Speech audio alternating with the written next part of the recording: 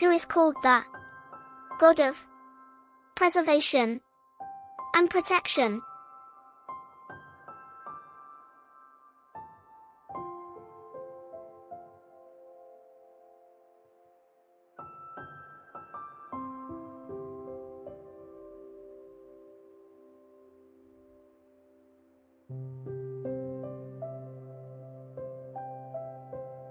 Vishnu is also known as Narayan and Hari. He is one of the principal deities of Hinduism. Vishnu ji को हम क्या नारायण कहते हैं, हरि कहते हैं, और वो सबसे मेन देवताओं में से एक है हिंदुओं के।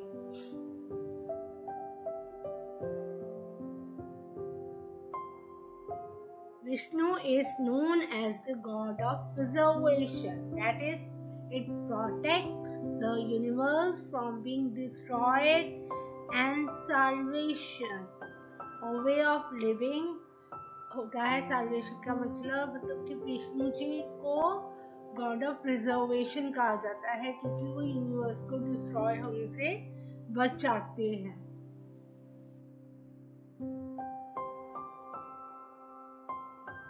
He is often depicted in various incarnations to save humanity. Incarnations means अवतार। विष्णु जी के 24 अवतार हैं टोटल, जिसमें 23 हो चुके हैं और एक कालिकी अवतार अभी होना बाकी है।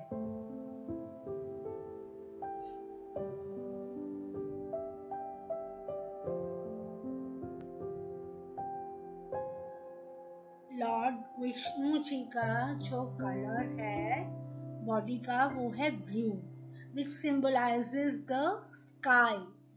Sky is endless, and his complexion is black, which symbolizes space, कि वो अनंत है। ठीक है, उनका कोई अंत नहीं है, स्पेस का कोई अंत नहीं है।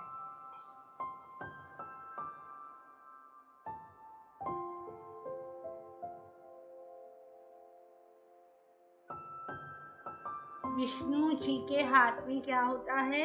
सुदर्शन चक्र, कौमोदकी जो गदा होती है, काउंच, शंख और lotus flower.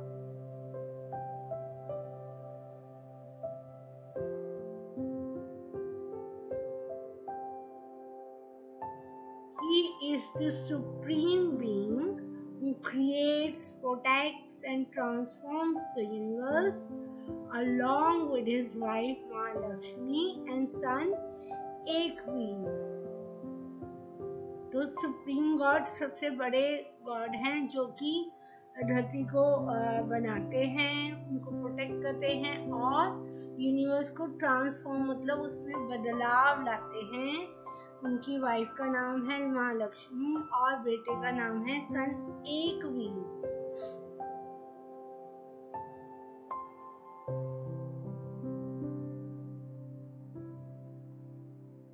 Lord Vishnu lives in Mansarovar lake, Ksheer Sagar. ठीक है, नियर आदि कैलाश के पास मानसरोवर लेक है, उसी को हम क्षीर सागर कहते हैं। उसके बीच में भगवान विष्णु रहते हैं।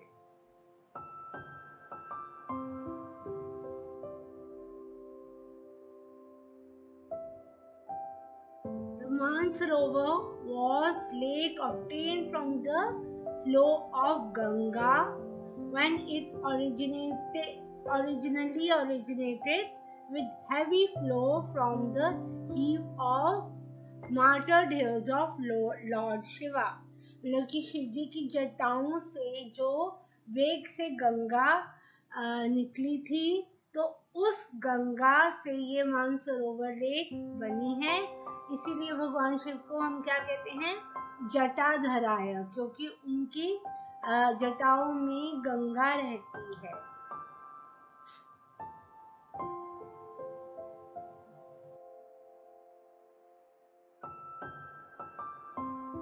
He he sleeps on Sheshnag. तो भगवान विष्णु शेषनाग पे सोते हैं.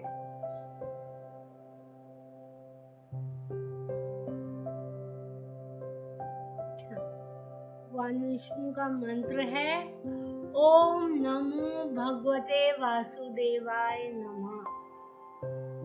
ओम नमो भगवते वासुदेवाय नमः. इसका मतलब है it is a salutation to the Lord or Lord and can simplify mean I bow down to Vasudeva. मतलब कि वासुदेव भगवान को हम शत शत नमन करते हैं.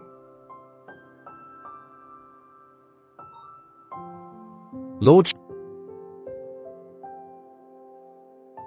He returns to the earth in troubled times in the form of human and animal avatars to restore the balance of good and evil. According to Hindu sculpture, Vishnu has incarnated 9 times, but Hindus believe there will be a 10th time that he incarnates as Kalki. The image of Kalki is very similar to that of the heavenly warrior from the Apocalypse. He will arrive on a white horse carrying a sword, doling out justice and punishment. ये माना जाता है कि Lord Vishnu हमेशा धरती पर अवतार लेते हैं जब भी कोई मुश्किल घड़ी आन पड़ती है, संकट आन पड़ती है धरती पे, चाहे वो ह्यूमन की फॉर्म में हो चाहे वो एनिमल की फॉर्म में हो, ताकि वो गुड और इविल के बीच में, अच्छाई और बुराई के बीच में बैलेंस रख सके. हिंदू कल्चर के अकॉर्डिंग विष्णु ने 9 रूप में अब तक अवतार ले चुके हैं.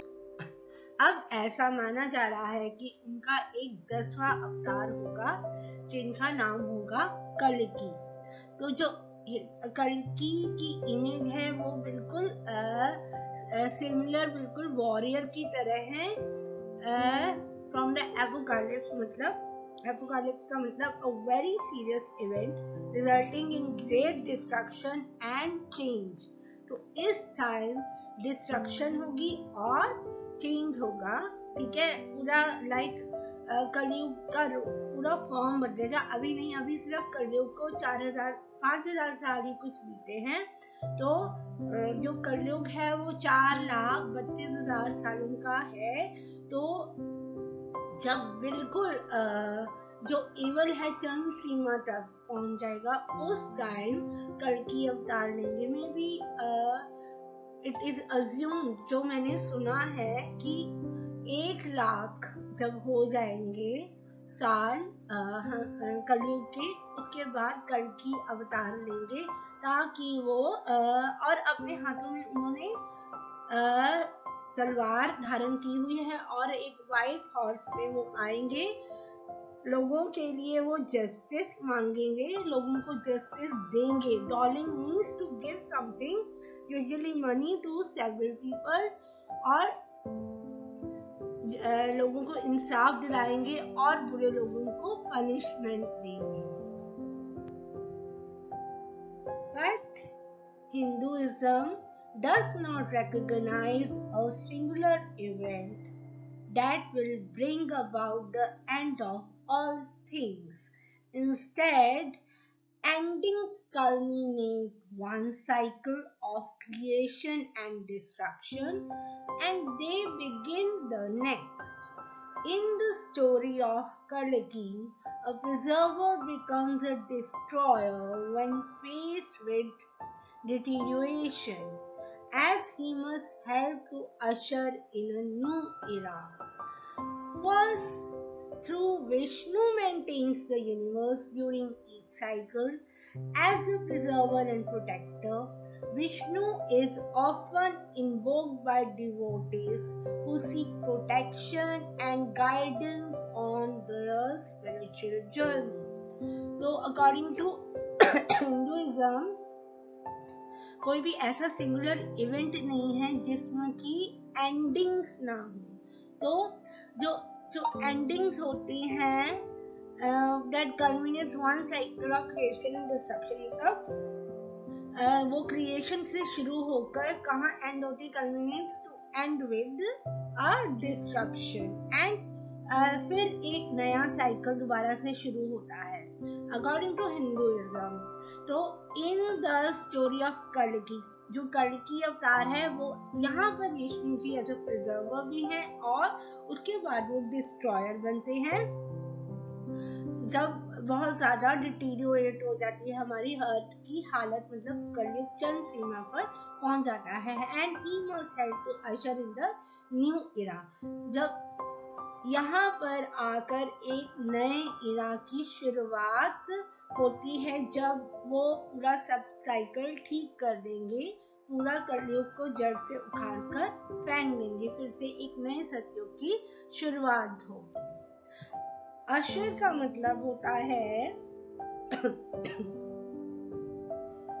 to show someone where they should go. Okay. So first through Vishnu maintains the universe during each cycle. हर एक साइकिल में विष्णु यूनिवर्स को मेंटेन करते हैं। फिर वो प्रिजर्वर और मतलब एज अ प्रिजर्वर और protector, Vishnu is often invoked by devotees who seek protection. जब भी लोगों को प्रोटेक्शन की जरूरत होती है तो वो विष्णु जी का आह्वान करते हैं और वो गाइडेंस मांगते हैं अपनी अच्छी स्पिरिचुअल जर्नी के लिए। The next is forms of Vishnu. तो विष्णु जी के 3 फॉर्म्स हैं, 3 फॉर्म्स में वो अपीयर होते हैं, कानोदक्षाई महाविष्णु, गर्भोदक्षाई विष्णु और क्षीरोदक्षाई विष्णु। कानोदक्षाई विष्णु में वो महाविष्णु की फॉर्म होती है जिसमें कि वो यूनिवर्स क्रिएट करते हैं, अपनी एक्सेल करते हैं मल्टीपल यूनिवर्स अपने अंदर से। Garbhodakshayi Vishnu is for the creation and Kshirodakshayi Vishnu is परमपिता परमात्मा, जो कि विष्णु की एक्चुअल फॉर्म है, जो क्षीर सागर में शेषनाग की शैया पे लेटे हुए हैं और उनके साथ वहाँ लक्ष्मी है और ये सुपर सोल है परमात्मा, जो कि सुपर सोल है हर सोल से ऊपर, और यही रूप उनका इनकारनेशन अवतार के फॉर्म में धरती पर आता है। Hinduism is a diverse religion with many different sects, traditions and practices.